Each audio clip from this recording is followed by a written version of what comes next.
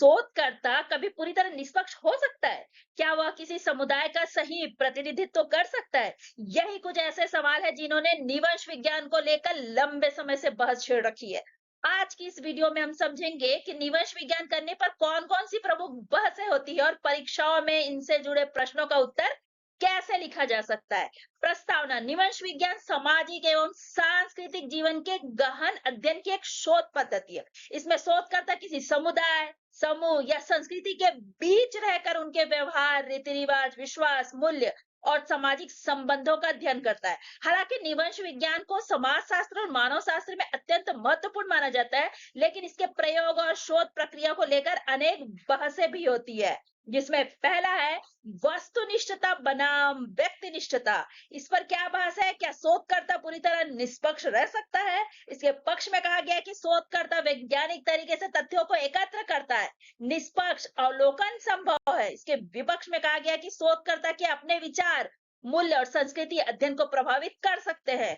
पूर्ण वस्तुनिष्ठता संभव नहीं। उदाहरण के लिए, यदि कोई शोधकर्ता ग्रामीण भारत में जाति व्यवस्था का अध्ययन करता है, तो उसकी अपनी जातिगत पृष्ठभूमि निष्कर्षों को प्रभावित कर सकती है। अंदरूनी बनाम बाहरी दृष्टिकोण, इस पर क्या बहस है? समुदाय का सदस्य बेहतर अध्ययन कर सकता है या बाहरी व्यक्ति?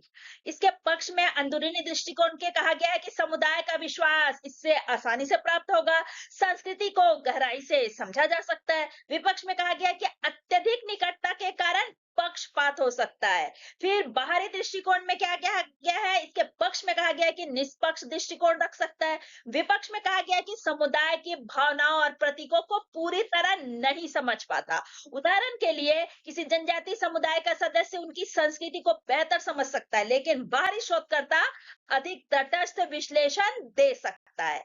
तीसरा कहा गया है सहभागिता बनाम दूरी।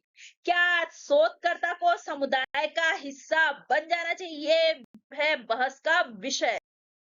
के पक्ष में बोला गया है कि वास्तविक जीवन को निकट से समझने में सहायता मिलती है, लोगों का विश्वास बढ़ सकता है। दूरी के पक्ष में कहा गया है कि अधिक सहभागिता से निष्पक्षता प्रभावित हो सकती है, शोधकर्ता भावनात्मक रूप से जुड़ सकता है। उदाहरण के लिए, यदि शोधकर्ता किसी धार्मिक समूह की गतिविधियों में शामिल हो जाए, तो वह उनकी मान्यताओं से प्रभावित हो सकता है। अगला है प्रतिनिधित्व की बहस। इस पर क्या बहस किया गया है कि क्या शोधकर्ता वास्तव में समुदाय की सही तस्वीर प्रस्तुत करता है? इसके पक्ष में कहा गया है कि प्रतिनिधित्व समाज और संस्कृति को समझने तथा वंचित समूहों की आवाज सामने लाने का महत्वपूर्ण माध्यम है। विपक्ष में कहा गया है कि शोधकर्ता अपने दृष्टिकोण से लिखता है, कुछ आवाजें छूट सकती है। कुछ आवाजें छूट सकती है, इसका क्या मतलब है कि किसी समाज, समुदाय या समूह का अध्ययन या वर्णन करते समय सभी लोगों के विचार, अनुभव और दृष्टिकोण समान रूप से शामिल नहीं हो पाते। उदाहरण के लिए, यदि कोई निवंश वैज्ञानिक किसी गांव का अध्ययन करता है और केवल पुरुषों से बातचीत करता है, तो महिलाओं की समस्याएं और अनुभव सामने नहीं आ पाएंगे।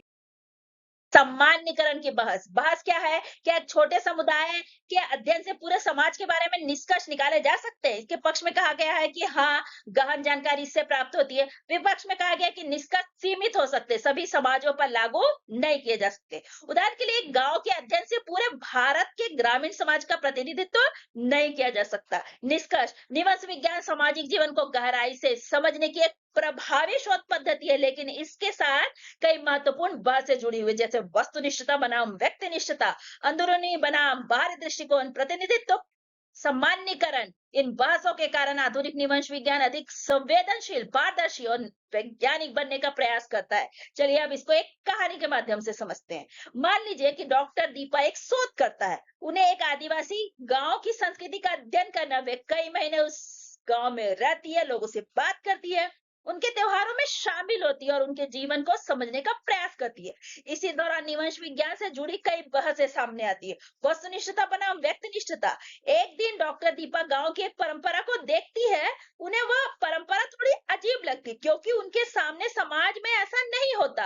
अब प्रश्न उठता है, क्या वे इस परंपरा को अपने विचारों के आधार पर देखेगी या निष्पक्ष होकर समझेगी कि गांव वाले उसे क्यों महत्वपूर्ण मानते हैं? यही वस्तुनिष्ठता और व्यक्तिनिष्ठता की बहस है। अंदरूनी बाहरी दृष्टिकोण की बहस। गांव वाले कहते हैं आप तो हमारे समुदाय की नहीं है, इसलिए हमारी भावनाएं पूरी तरह नहीं समझ पाएंगी। लेकिन डॉक्टर दीपा सोचती है क्योंकि मैं बाहरी हूँ इसलिए मैं कुछ बातें निष्पक्ष रूप से देख सकती हूँ। यहीं से अंदरूनी और बाहरी दृष्टिकोण की बहस शुरू होती है। सहभागिता बनाम दूरी। गांव में एक बड़ा उत्साह होता है। गांव वाले डॉक्टर दीपा को भी नित्य और पूजा में शामिल होने के लिए कहते हैं। यदि वे शामिल होती है तो संस्कृति को गहराई से समझ सकती है, लेकिन यदि वह अधिक शामिल हो जाती है तो निष्पक्षता कम हो सकती है।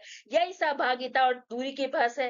प्रतिनिधित्व। शोध पूरा होने के बाद डॉक्टर दीपा पुस्तक लिखती है, लेकिन गांव के कुछ लोग कहते हैं आपने केवल पुरुषों की बातें लिखी, महिलाओं की समस्या नहीं लिखी। अब प्रश्न उठता है, क्या पुस्तक पूरे समुदाय का सही प्रतिनिधित्व कर रही है? यही प्रतिनिधित्व की बहस है। सामान्यीकरण। डॉक्टर दीपा ने केवल एक गांव का अध्ययन किया। अब यदि कोई कहे भारत के सभी आदिवासी समुदाय ऐसे ही होते हैं, तो यह गलत हो सकता है क्योंकि हर समुदाय अलग होता है। यही सामान्यीकरण की बहस है। अब इसका निष्कर्ष। डॉक्टर दीपा ने गांव का अध्ययन तो कर लिया, लेकिन उन्हें बार बार यह सोचना पड़ा, क्या मैं निष्पक्ष हूँ? क्या मैं लोगों की सही बात लिख रही हूँ? क्या मैं उनकी गोपनीयता का सम्मान कर रही हूँ? क्या मैं अपनी सोच उन पर थोप रही हूँ? इन्हीं प्रश्न और चर्चाओं का को ही कहा जाता है निवंश विज्ञान करने पर बहस। तो अब आप समझ गए होंगे कि निवंश विज्ञान केवल एक शोध पद्धति नहीं, बल्कि इसके साथ कई महत्वपूर्ण बहसें भी जुड़ी है। अगर आपको ऐसे ही आसान और परीक्षा उपयोगी सोशियोलॉजी नोट्स चाहिए तो चैनल को सब्सक्राइब करें और इस वीडियो को अपने साथियों के साथ जरूर शेयर करें। धन्यवाद।